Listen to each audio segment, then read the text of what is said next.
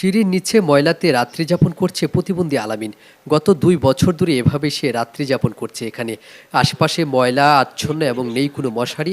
এভাবেই করুণ এবং মানবতার পরিস্থিতিতে এইভাবে রাত্রি যাপন করে দিন কাটাচ্ছে প্রতিবন্ধী আলামিন। নাম কি? আলামিন। আলামিন, তোমার বাড়ি কোথায়? গাইবান্ধা গোবিন্দগঞ্জ থানা। এই যে এই ময়লার এখানে তুমি কি করো? ঘুমাই। ঘুমাও মানে কি? তুমি প্রতিদিনই কি ঘুমাও এখানে? হ্যাঁ, এটা প্রতিদিনই ঘুমাই। আজ যে 2.5 বছর হলো।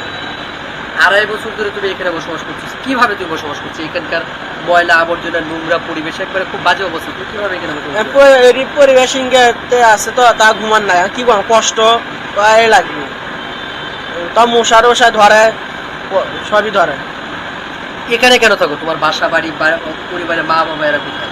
গরিব নয়, খালি বাবার মা আছে, সবাই গরিব আমরা, এই জন্য এটি থাকে সাহায্য চাই, এই জন্য ইয়ে করি। তোমার পরিবারের কে কে আছে? পরিবারে খালি বাবার মা আছে, আর কেউ নেই। আচ্ছা, তুমি যে মানুষের কাছ থেকে সাহায্য সহযোগিতা তুলো, সেই টাকাগুলো তুমি কি করো? ফ্যামিলি চলাই, আমি চলি, ফ্যামিলিও চলে। আফসোস তো থাকে, আরে আমি হাঁটতে পারলে তো আর কাম আছে না, কেউ দৌড়াচ্ছে উঠি যায় আমি তো যাওয়া পাই না, এই একটা আফসোস থাকে। মানে এমনিতে তোমার পরিবারের লোকজন তোমাকে কেমন আদর করে? মা বাবা কেমন আদর করে? ভালোই আদর করে, নিজের চাইতো আমার বেশি আদর করে। কি স্বপ্ন কি? মা বাবাকে নিয়ে তোমার কি স্বপ্ন? স্বপ্ন আছে একটা দোকানপাট কর্ম করে মাসের কাছে আর হাত পাতবো না, এই একটা স্বপ্ন আছে আমার। এই স্বপ্নটা পূরণ মানে কয়েকদিন হয় আল্লাহ জানে।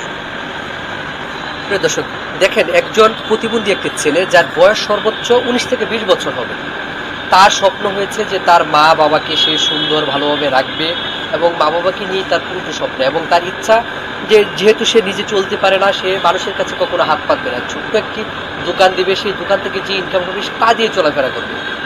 কিন্তু দেখেন, মানুষের জীবন আসলে কতটুকু অমানবিক হতে পারে, কতটুকু মানবেতর ভাবে মানুষজন বসবাস করতে পারে। এরকম একটি পাম্পের নিচে এরকম নোংরা নর্দমার মধ্যে আপনারা দেখতেই পাচ্ছেন যে ভিডিওর মধ্যে যে একটি নোংরা